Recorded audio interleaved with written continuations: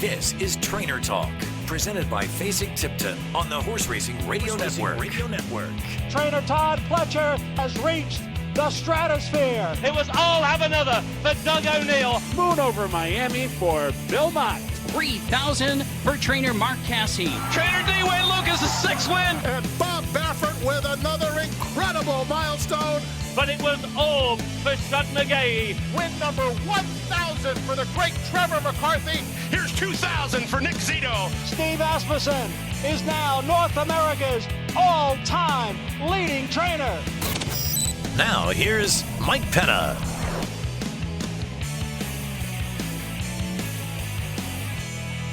Hello again, everyone. Welcome to Trainer Talk, presented by Fasig-Tipton. This, of course, is the show trainers listen to, and you are listening right here on the Horse Racing Radio Network. Mike Penna, Baron of the Backstretch, happy to have you in the starting gate with me for the next hour on Sirius 162 XM 207, streaming worldwide at horseracingradio.net and available anywhere you get your podcasts each and every week. 6 days ago, on February 15th, my guest on today's show stood in the Gulfstream Park Winner's Circle celebrating the first win of her young training career. But the path to that special moment has been anything but a straight line since coming to the United States from England in 2004. She's honed her skills working with some of the best: Jonathan Shepard, Wesley Ward, Jerry Hollendorfer, Todd Pletcher, and Richard Mandella. But it was a tragic day in July of 2022 that would ultimately lead her to that triumphant moment last week at Gulfstream Park. Please join me in welcoming trainer Lauren Robson to Trainer Talk, presented by Fasig-Tipton. Lauren, congratulations. Thank you so much. I am so excited to hear your story, and it was so great to see you in the winner's circle last week. Thank you. It was a lot of fun. Yeah, I'm sure it was. How did you celebrate afterwards? Actually, we went for dinner with Johnny, Leona, Ron Anderson, his agent, and Johnny's mom, and Leona's dad, ex-trainer Leo O'Brien. So that was nice.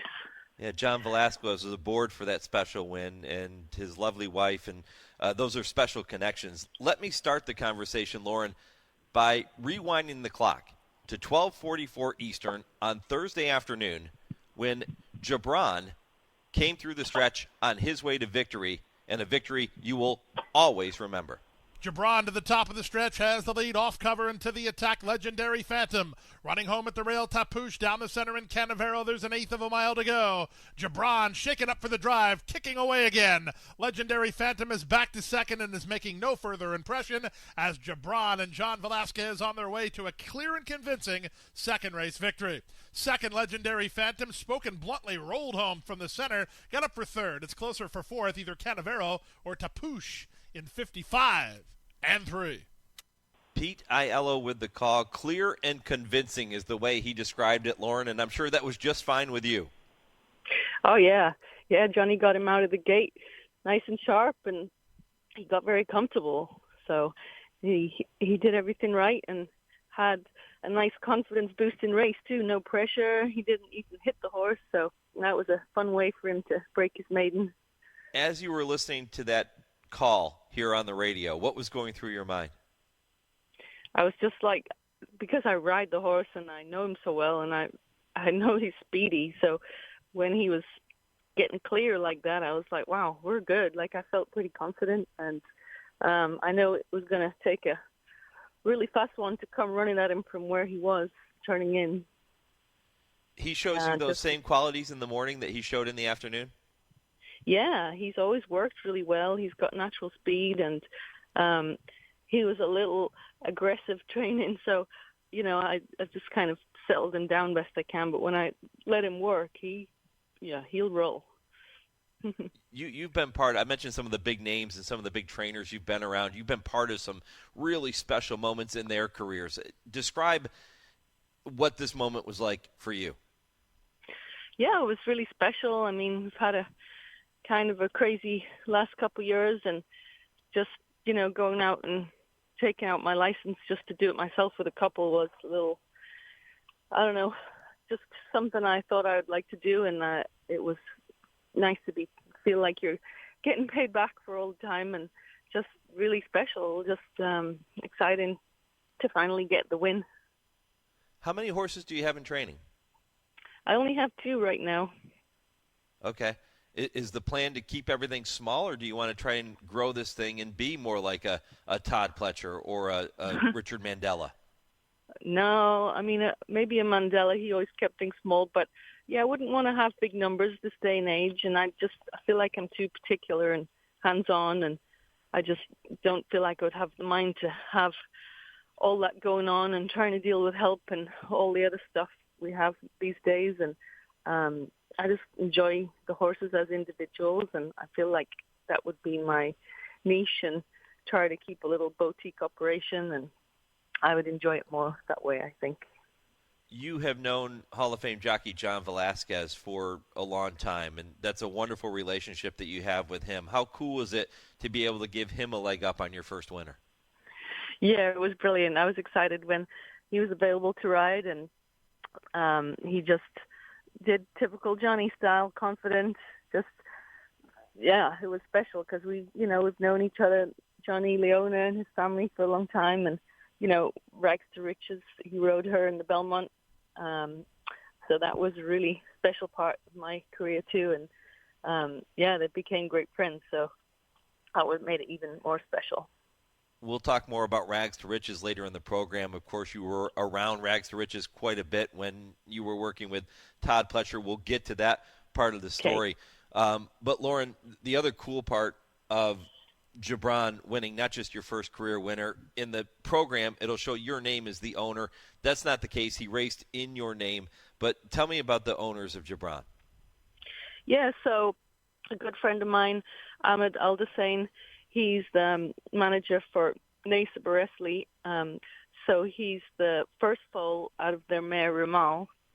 And, they went to Munnings, which was a pretty big move for the first foal, and they're super excited because the mare's, a nice type of mare. She didn't do a lot on the racetrack, but she always showed some talent. She's got a Golden Sense yearling, and she's got a McLean's music on the way, and she's going to Golden Lad. So that's exciting for her, and that made it really special for them. And I'm glad that we could do that for those guys and for the mare. And they're wonderful people. They've trusted me and given me a shot, so very thankful for that. You had to wait a few months to get this first career win under your belt. You saddled your first horse, I guess, was in September of last year. But it's not like you were running 30, 40, 50 horses a week and going 0 for 40 leading up to this win. You hadn't saddled that many. But what was the wait like as you were trying to break through? Well, I've tried to be cautious. You want to be a little aggressive, but you also want to develop your horses and hope that you get to keep them when you drop them for claiming price. You always worry about it. I'm very happy that I got to keep him. He didn't get claimed, but I felt giving him a little class relief was going to, give him some confidence, and that's the way it is over here. In England we don't have to do that, so it's a little harder to develop them here, thinking, if you be aggressive, there's a good chance they'll get claimed. So it was fun to get that horse. We tried a couple different things, and he wasn't really, I don't think, a dirt horse. So he handles it. I think he could run on the dirt, but I just felt he liked that tighter surface. He worked really well in Tapeta, and I just felt, shortening him up on the Tapeta would be what he liked. You're also able to do all of this and celebrate this special moment alongside your husband, Rudy, a former jockey. And a couple of years ago, it didn't necessarily look like that might be the case, but now you're able to enjoy these moments together. Take me back to July of 2022 and walk me through the past couple of years and how it led you to this point. Yeah, so myself and Rudy were in Ocala, and we were working together, breaking and pre-training horses, and I kind of liked that area and thought we'd just keep doing that, some horses for the sales. And Rudy's an excellent horseman, brilliant rider. He'd been through a lot with, as from a jockey to the 2-year-old sales, breaking and training.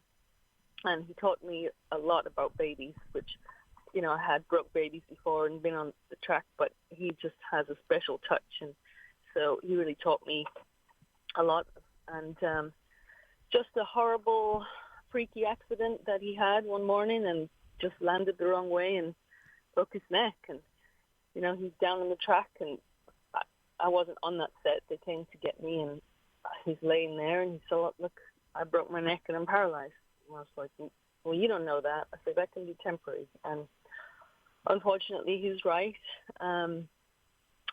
He's now a quadriplegic, but it's really sad, but he's also very strong, and it's like amazing to see that mindset, and it just kind of drives you to do more and make him proud, You were described in the article about your first win, or you were quoted in the article as saying, "This is fun for me and my husband. He comes out in the morning to watch the horses train, and it keeps him involved." So what has it meant for him and his recovery to be around horses all the time and, doing it with you? Yeah, it's huge for him. He doesn't like to spend a day, not leave the house, and the horses just put him in a good mindset. Like, that's all he's ever known is horses. And not only he was very successful with them, was a real hands-on, just, such compassion for the horses. And he, likes to do everything the right way and see them develop. And he enjoys it, and he feels, I ask him for advice, and he enjoys that and, watches them progress. And, yeah, he's had such a brilliant eye over the years. Like, anyone at the sales would tell you how sharp he was at picking horses out, and brilliant at all angles. And, I'm lucky to have him to help advise me, and hoping to get him back to the sales at some point and get him back in the game looking at horses. And he actually has a really nice horse out there, Bo Cruz, which the last year he did the sales, he bought as a yearling, and he's been pretty nice. He just started back the other day. It was his first start off a layoff, and he ran a good third in the fairgrounds.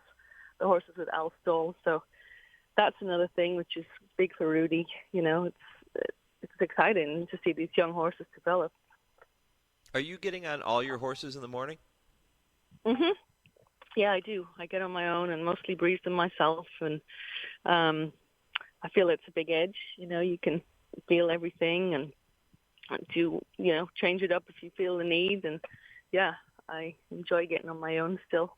What a wonderful advantage, and I don't even know if that's the right word, Lauren, but a wonderful perk for you to have with your husband being there to watch the horses breeze as you are aboard those horses in the morning. You get to be aboard them, and you know what you're feeling underneath you, but he's obviously a highly accomplished individual in the sport who has a wonderful eye for a horse, as you just described, and now he gets to watch from that perspective. So the two of you together, when you come together and you start putting thoughts together on these horses, that's a powerful combination, isn't it?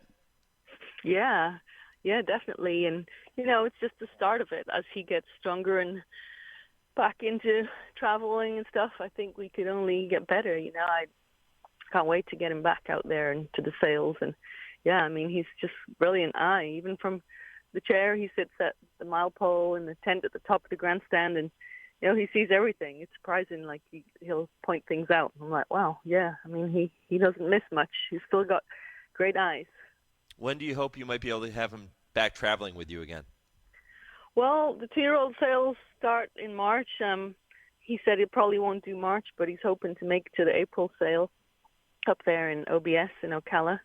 And, he said eventually, I don't know if it happened this year but soon enough, he'd like to go in on a horse with me or whoever else might want to join in and have a couple, maybe buy, and maybe try to kind of pinhook through the races, get them started, sell them on, and, have people confident that we do right by our horses, and, try to make a little business out of that and have fun with it.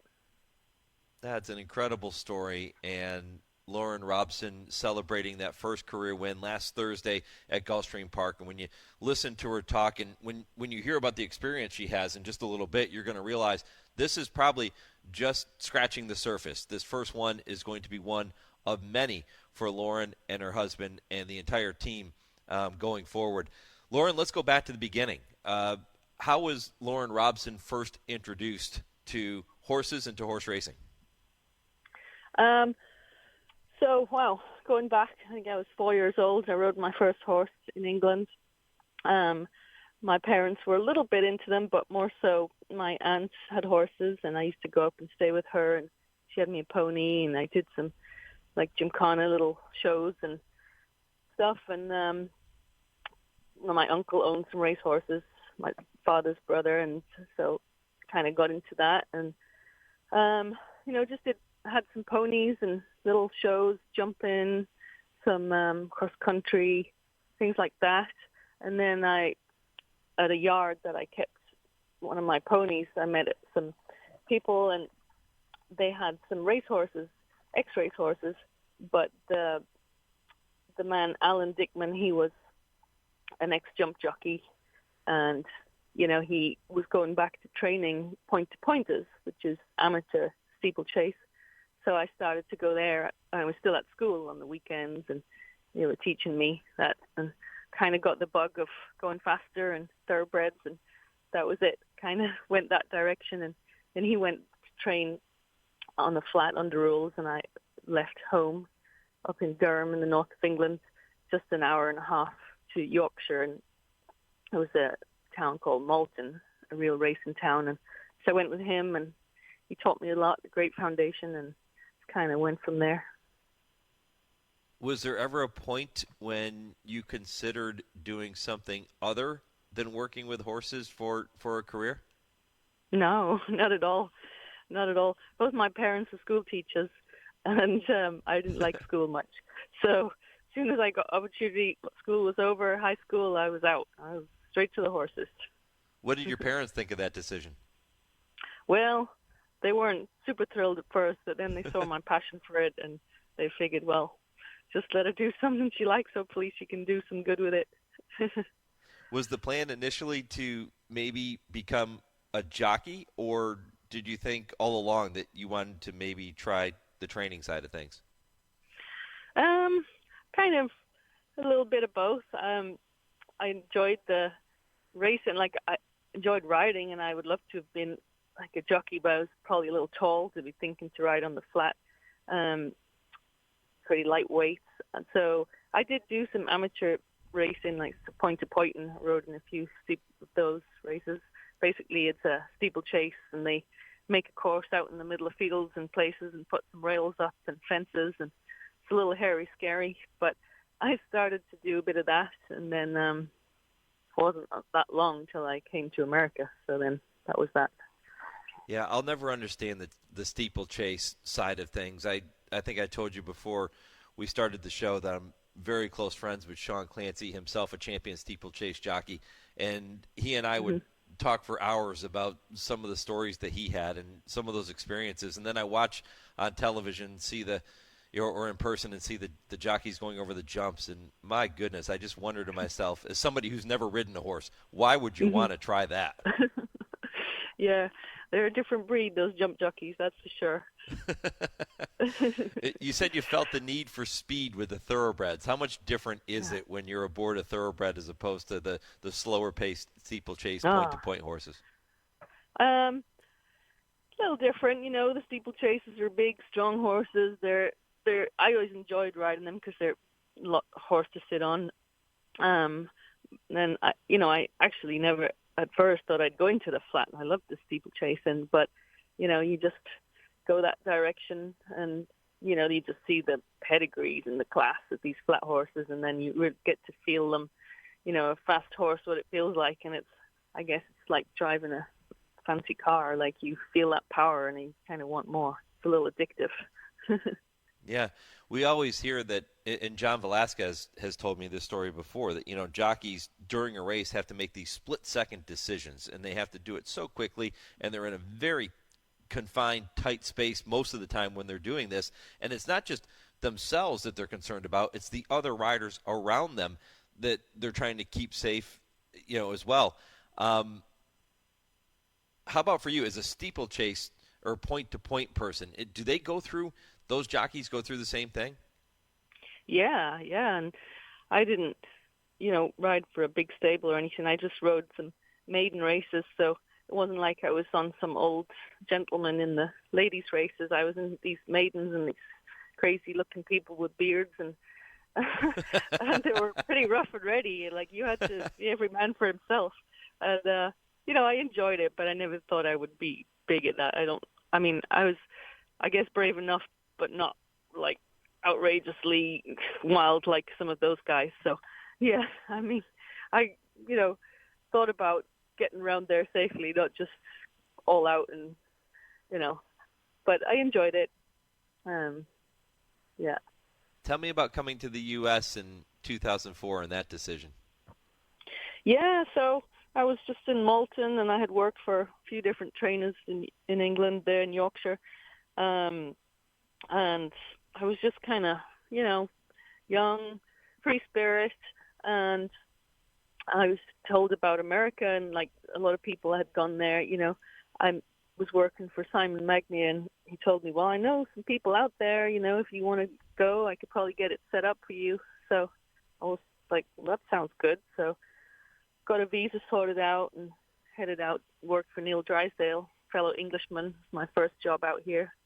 And that was it. It was supposed to be a 1.5-year visa, and like a lot of us that came out here, keep extending it, and next thing you know, we're set out here. How long did you work with Neil? Not that long, just a few months really. And then I felt like going east, so I had been a neighbor of David Duggan. He's a great friend of mine. He trains in New York, and his wife Laura.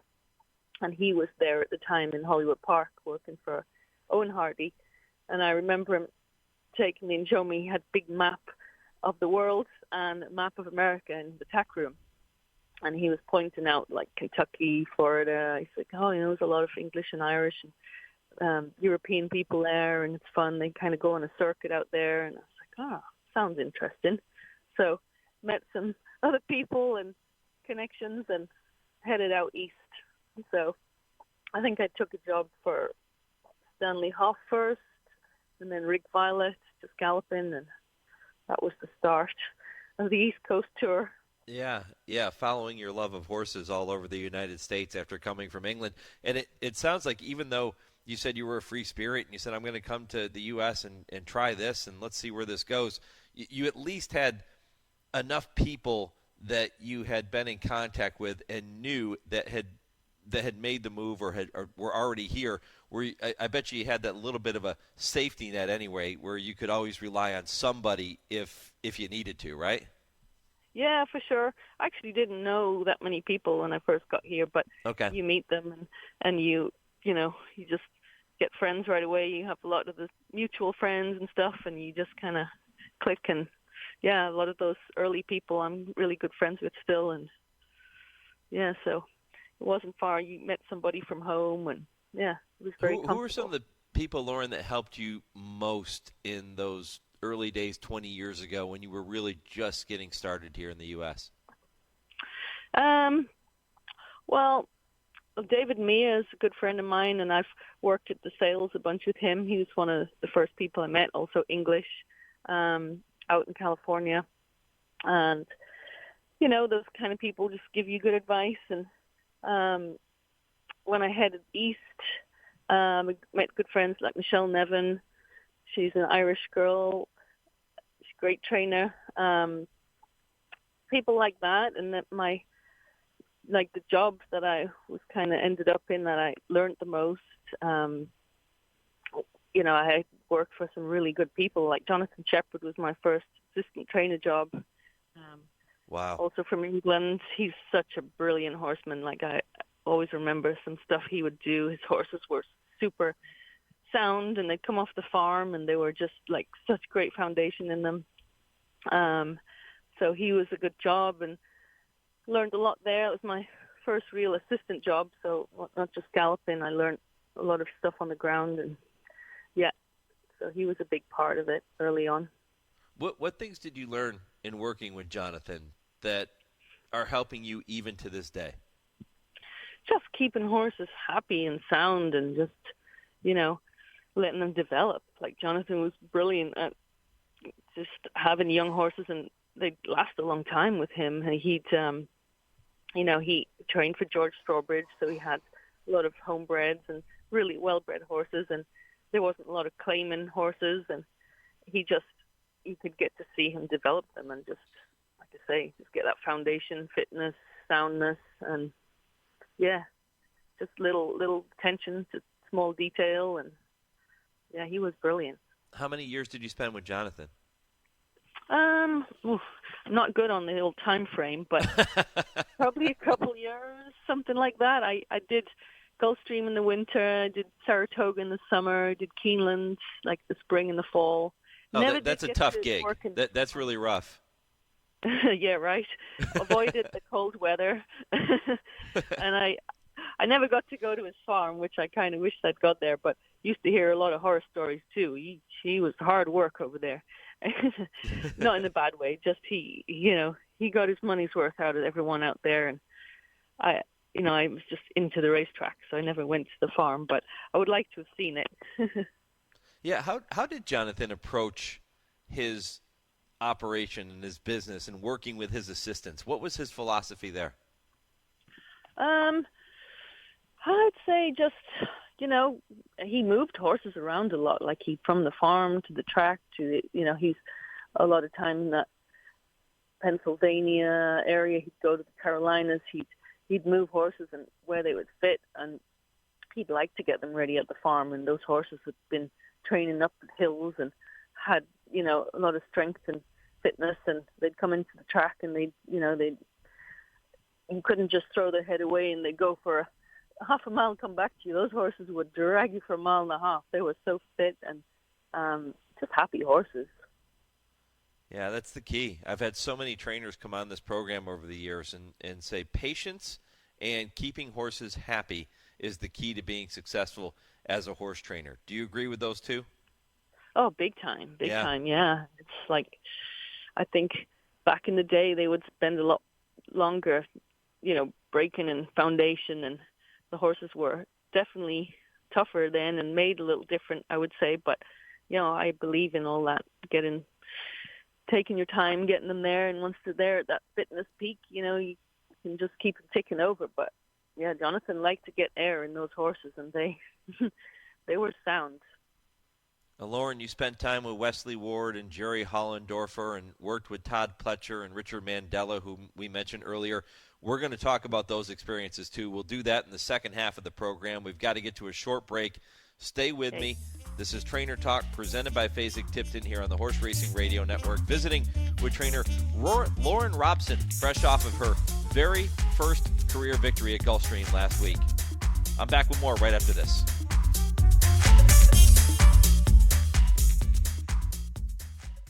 Nominate now for this year's Fasig-Tipton Selected Yearling Sales.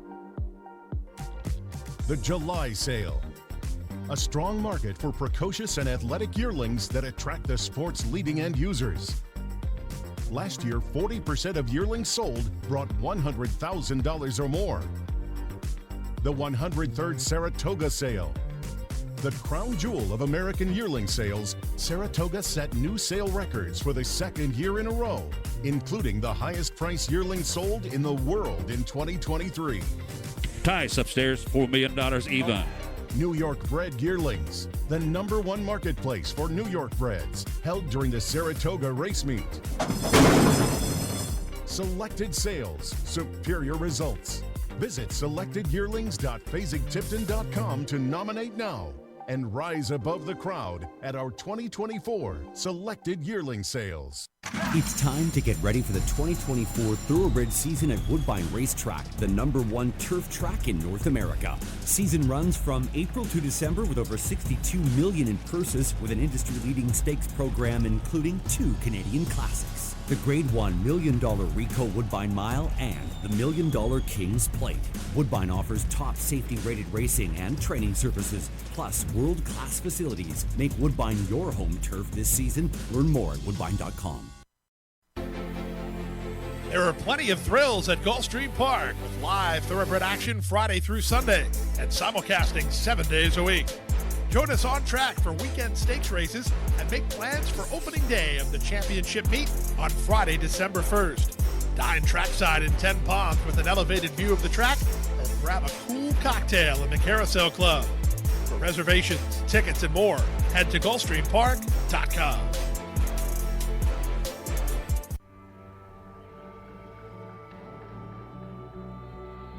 Well, Fasig's family, basically. Some of the guys that work here I've known for 30 years. I just felt really supported, and they're great communicators. They try to help in whatever you do. Fasig-Tipton has a sale for every market, every segment in the industry. There's multiple opportunities where you're going to have plenty of good buying and selling situations. Great customer service. I'm not only a buyer with them, but I'm a seller, and I've always been well taken care of. There's a lot of different things that sometimes you need at a sale, and Fasig-Tipton is there every step of the way. They show year after year that they're ethical and they're fair and they enjoy what they do. But when you're around people that have a combination of all those things, you can't lose. This is Trainer Talk, presented by Fasig-Tipton on the Horse Racing Radio Network. Rags to Riches is coming with a 4-wide sweep, and Tiago is in behind them. And at the top of the stretch, a filly is in front of the Belmont, but Carlin is right there with her. These two in a battle of the sexes in the Belmont Stakes. It is Carlin on the inside, Rags to Riches on the outside. A desperate finish. Rags to Riches and Carlin. They're coming down to the wire. It's going to be very close, and it's going to be a filly in the Belmont. Rags to Riches has beaten Carlin and 100 years of Belmont history. The first filly to win it in over a century. The legendary Tom Durkin with the call of one of the great moments in the history of the sport. Rags to Riches, Curlin putting on a show at Belmont Park in the 2007 running of the Belmont Stakes. It was a tremendous moment for trainer Todd Pletcher, who earned his first classic victory that day. And boy, she was some special filly, and nobody knows that better than my special guest, Lauren Robson, here on Trainer Talk, presented by Fasig-Tipton. Welcome back. Going to get back visiting with Lauren here momentarily after I remind you that if you missed any portion of the first half of the program, looking back on Lauren's first career win last Thursday at Gulfstream Park and some of the other stories that she told working with Jonathan Shepard and some of the greats in our game, all you have to do is head back to our website after we finish up here in about 30 minutes, and you can check out the podcast of this episode of Trainer Talk and all of our shows at horseracingradio.net. You can do that, too, on every podcast platform. So however you access your podcast, type in Horse Racing Radio Network and follow along each and every week. Don't forget, too, to follow us on social media. At HRRN is our Twitter page, Horse Racing Radio Network, on Facebook, YouTube, and on Instagram. Lauren, that moment right there I know was special for Todd. It was special for you, too, because you were close with Rags to Riches. Tell me about that. Yeah, I was so lucky to get the opportunity to ride her when she came from California. I think Michael McCarthy suggested I get on her, which was really great for him, and she was just super special filly. Like, she'd already won some grade ones out there. She was already a big name, so I just got to follow on from that. But she just a hugely talented filly. She was nice to ride. She was forward. She had that big stride that you have to not let her get rolling too much, but she was pretty straightforward. She was tough in her stall and kind of mean, but I guess that helped her. In the Belmont, she pinned those ears and had Curlin down inside. Johnny tightened him up, and she was tough as nails. Yeah, Curlin found out how mean she could be. There's no doubt about it. She was take no prisoners that day. And I remember that was our first ever truly national broadcast on the Horse Racing Radio Network in 2007. It kind of was the one that really got us going. And, boy, what a way to kick off everything we've done here on the network with that performance by Rags to Riches. Yeah, that was super special. What do you remember about watching the race? Where were you? And I'm sure you were jumping up and down and screaming and cheering her on. That was a long day getting to that race. I remember going up to the grandstand and just kind of visualizing the 1.5 miles. And once Todd decided to run her in there, we had been kind of galloping her every day, wire to wire. And I just tried to visualize the race in my head and like, oh, she can do this. You know, she's really talented, and she was going against a good field, but she had the talent. So I was up there in the boxes actually with Leona and Johnny's wife, Leona, and the kids. Michael was small Lynn, and Lorena and Angel Cordero was up there. Todd was a couple boxes down with the Coolmore crew and his wife. And wow, just a feeling, I don't know if you could ever relive that moment. That was huge. What was it like galloping horses for Todd Pletcher? Todd is amazing. Just obviously great horses, which are fun to ride, but just super. Todd's just so organized, so smart. His mind's like a computer, and he's just, with that number, how he can pay attention to small detail and know every horse. Like he knew every horse he could ship in from a Monmouth, and he knew him like he would recognize every horse, and just so organized, so straight, just very, very level-headed, and really fun to work for. Just easy to talk to, just a brilliant program. I mentioned how special that particular race was for us here on the network personally because of where things have gone after that moment in 2007 for us here on HRRN.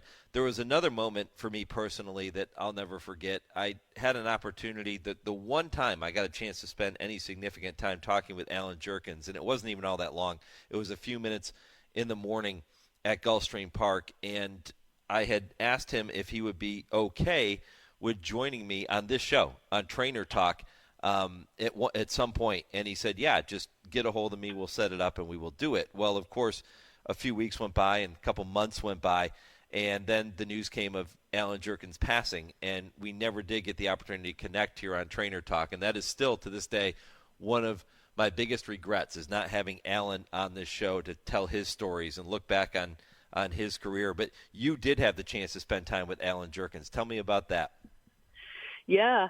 So when I was working for Todd still at Belmont, Alan was across in the old barn with the jogging ring on the outside there. And I had heard about this legendary guy, and I was like really curious. So I started to watch him, and they told me, it's like, oh, he goes out and picks dandelions every day around Belmont, and he goes and picks them, digs up the roots, and gives to the horses. And I said, I'd like to meet this guy. He kind of was an intimidating character in the mornings because he had a lot going on. So I was driving in the back of Belmont, and I saw him out by the soccer fields back there picking weeds. So I just pulled over in my car, and I say, hey there, you need some help? And he looked at me, and he's like, sure. So from then on, I was like his little weed-picking friends at the time. He'd had a few different ones, but I'd go picking weeds, and he'd come to the point that he'd got my own gloves and my little rubber boots when it was raining to go over my shoes. And he'd call me Lauren Bacall, and he'd say, Lauren Bacall, you ready? And we'd go out, rain or shine, and yeah, he would relax when he's out there, and he'd tell stories, and I'd pick his brain, and he was really fun. And sometimes we'd do it in the afternoon. He'd go off in the golf cart then, and he'd take his shirt off, and he'd drinking a beer, and we'd go back to the bar to feed the daddy lides. He'd be, just super relaxed. So that was the time you could really hear his great stories. Such a legend. Yeah. Such a legend. He is missed. There's no doubt about it. You also spent time with another legendary trainer who is no longer with us, and that was Bobby Frankel. Yeah, I galloped for Bobby for a while, and I was in Saratoga, a little bit in Keeneland. That's one regret I kind of didn't do, because I was galloping, and I was set up to come to Saratoga for Shepherd. When he arrived, I was supposed to work for him. And Bobby had said, if you want to go down to Belmont when meet's on and kind of work, with the assistant, like be one of the assistants, and I was kind of loyal to Jonathan, so I didn't do it. So I thought that would have been a huge thing if I'd done that. But Bobby was amazing, just attention to detail, big on keeping horses going even, so keeping them good behind. Everything else kind of follows, and horses looked amazing. His program, he fed well.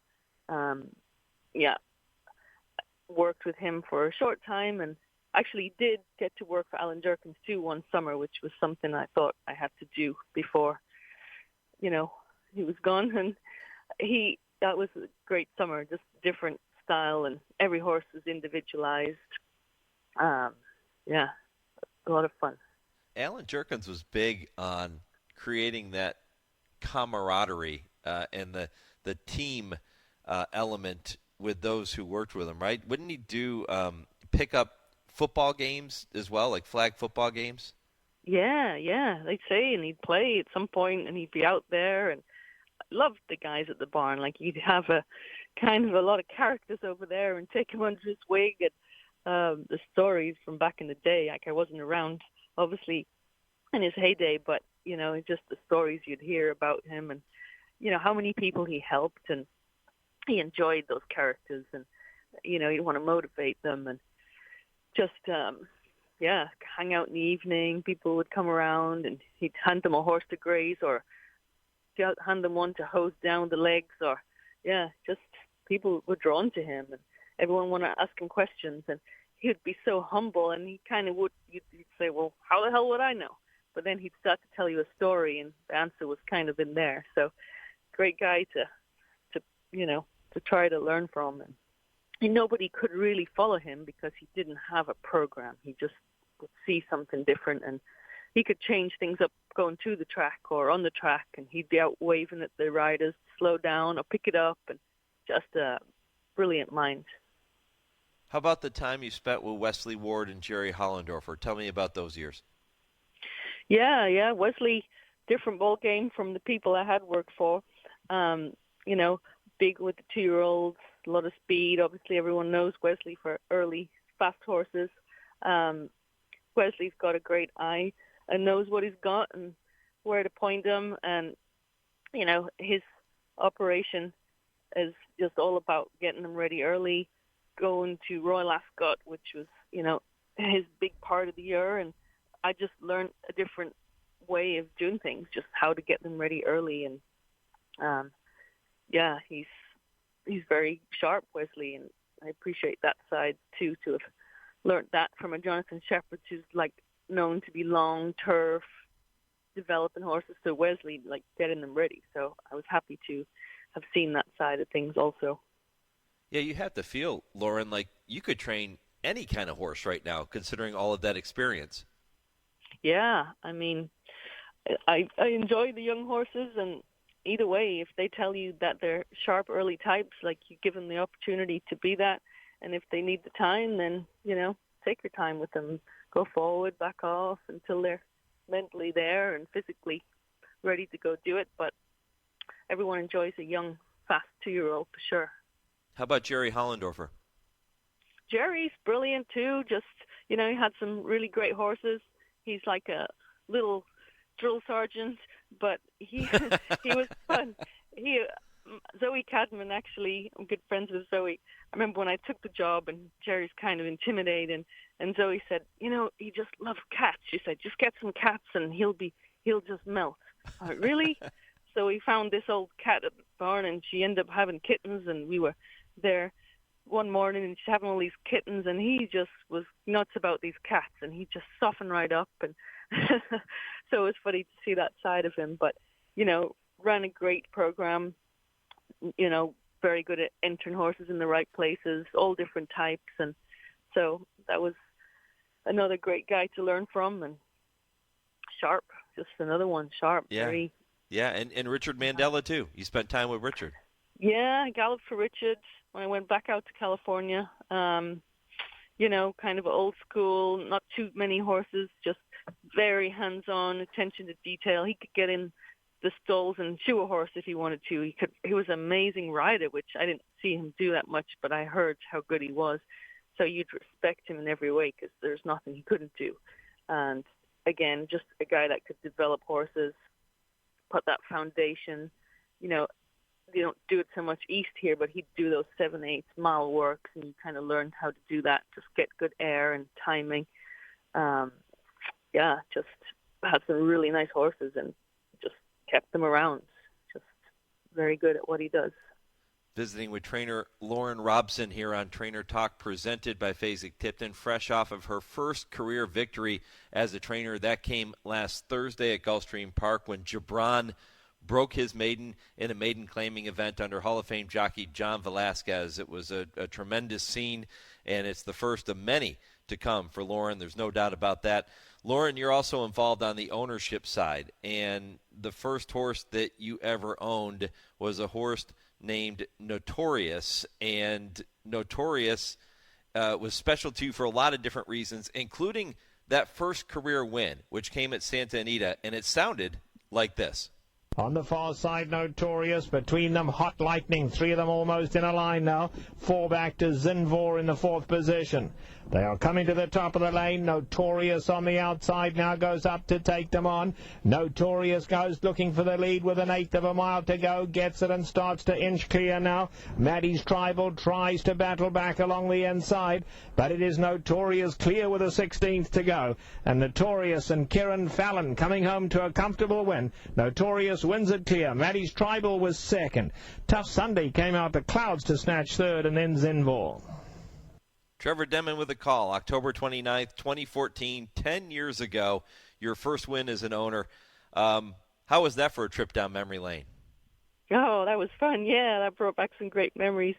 It was really fun to get Kieran Fallon to ride him. As a kid growing up, Kieran was amazing. He's King Kieran, like the Fallon factor. He was just a brilliant jockey, and that was fun also to have him ride my horse. And that was a huge win. That was Breeders' Cup week, and I had all kinds of friends, like from Doug O'Neill's to everyone. It was a kind of a quiet grandstand until we all started yelling, and they were all yelling down to me. Everyone was really happy that day too. So I had the horse with Jerry Hollendorfer while I was assistant, and kind of, got him into the program with us. But he was like my horse, so yeah, that was really a great win there.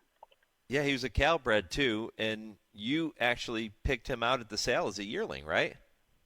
Yeah, I had started to work the sales and done some shortlisting at the yearling sales, and so I was kind of in that mode, and came back from Kentucky, and it was the yearling sale in Pomona out there.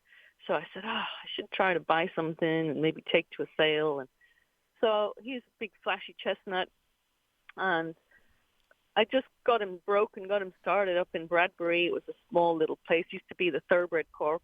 So I'd go there after training and get him going, and just kind of big, strong, heavy horse. And I said, I'm going to ruin him if I take him to a sale. So I said, plan B, I'm going to take him to the races. And when I got the job for Jerry, I said, well, I have this horse, and I'll probably sell him. I'll have him too long. He's like, okay, bring him over.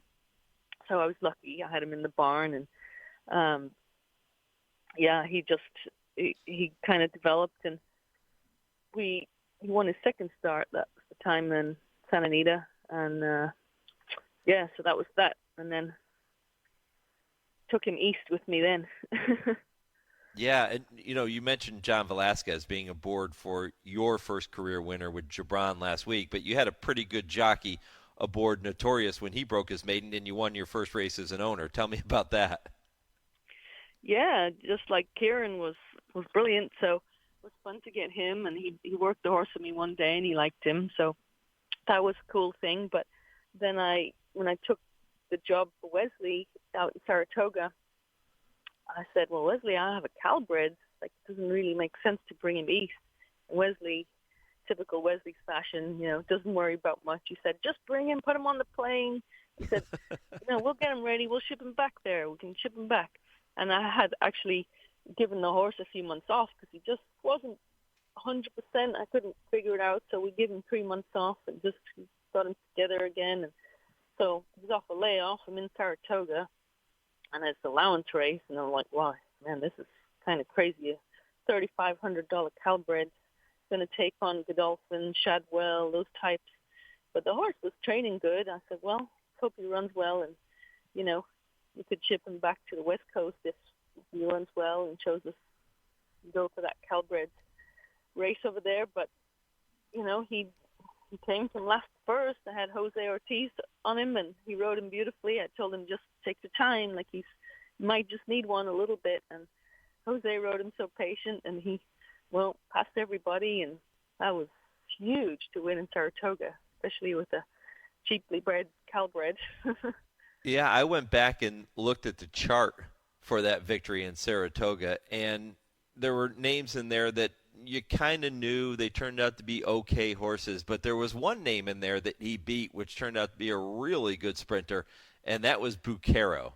And Bucaro ended up finishing 6th in that race that day, 6 of 7, but Notorious looked unbeatable at odds of 14-1 under Jose Ortiz. Yeah, no, that's funny to look back on that. Actually, I didn't even realize that. That's so long ago. That's really funny to know that. Wow. Yep. Very cool. Yeah. No, Notorious was ready that day, I guess, more so than I thought. I mean, he was showing me some, but he wasn't a big workhorse. So I said, well, if you ride him the right way, you probably can get a piece of it. And he did what he did.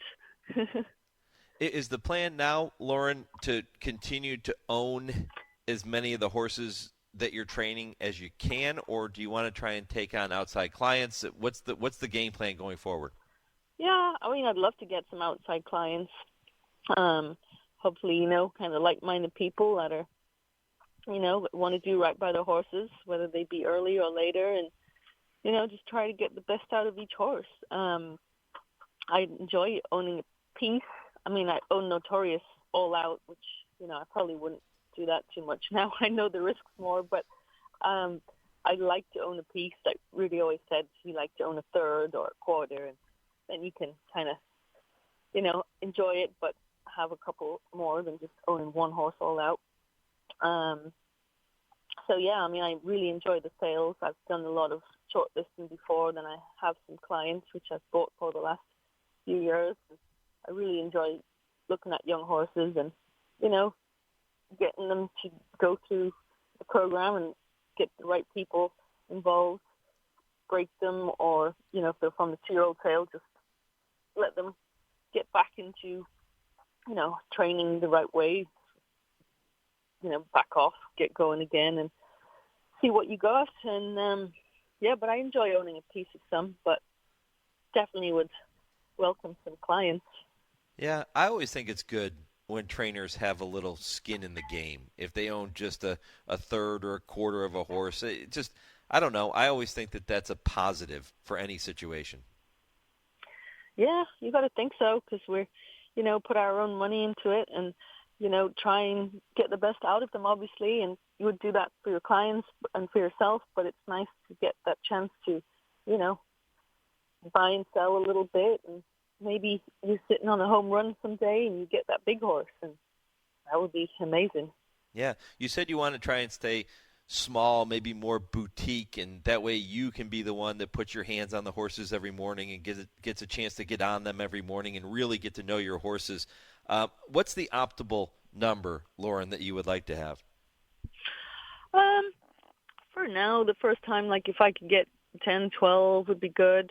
I don't think I would ever want to go more than 25 or 30 or something like that. I don't think, unless the right team came about. But I just feel little by little would be nice. But just to, you know, kind of get a team together. I'm big on having great riders. I mean, I'd have to get more riders and work together. That's big, very important to me. Have good grooms that love their horses and make happy horses. You know, when you treat them right, they run really well for you. And yeah, let's see what happens. Yeah, see what happens indeed. Lauren Robson here on Trainer Talk, presented by Fasig-Tipton. Lauren, who are some of the other horses that you've had the chance to be around in your career, whether it be galloping or as an assistant trainer or whatever the case might be, those horses that hold a special place in your heart for whatever reason? Yeah, the other one, which I owned, I had bought his yearling. I named him Canelo, and I had a partnership with him. I broke him and had him at the farm. Again, wasn't really a pinhook type for the sale, so I thought I'd take him to the track. I sent him down to my friend Kent Sweezy, and we won with him here in Gulfstream, actually. And then I sold him off that win. Had a little time with him. He had the surgery in between races and did right by him, and he came back and he won nice for us here, and that was really fun also. So those ones that weren't smooth sailing, but they rewarded you for your patience, that was really fun. And yeah, so those type of horses have a big place in your heart. And I got to gallop some other really nice horses, but Rags to Riches definitely is the best one, and I don't think I could surpass that one. But yeah, she's tough to top.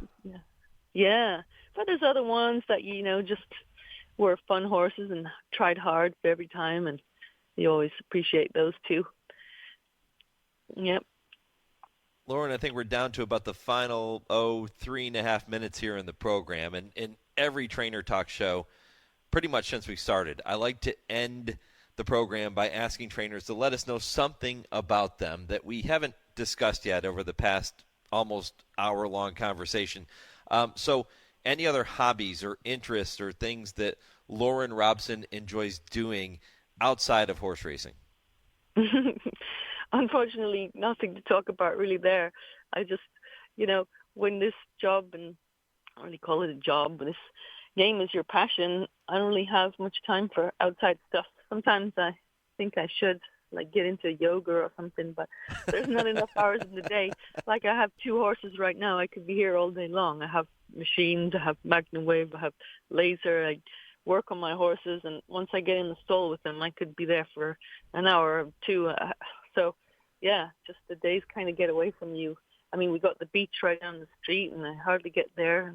Should do that. But, yeah, basically just at the barn, go home, hang out with Rudy. This time of year is nice because you've got people here that just come for the winter. So we go out for some dinners and stuff. But, yeah, nothing else really. I mean, we went out on Johnny's boat a couple times. It's been a bit of a cool winter here, so haven't got to do it much. But they were fun days, just heading out on the boat, chilling. Yeah. So I like to do that once in a while. Yeah, and I'm assuming it's just you right now with only 2 horses, but as you get bigger, you're probably going to have to look at bringing in assistants and, all the different grooms and all of the business side of training horses that you're going to have to worry about eventually, right?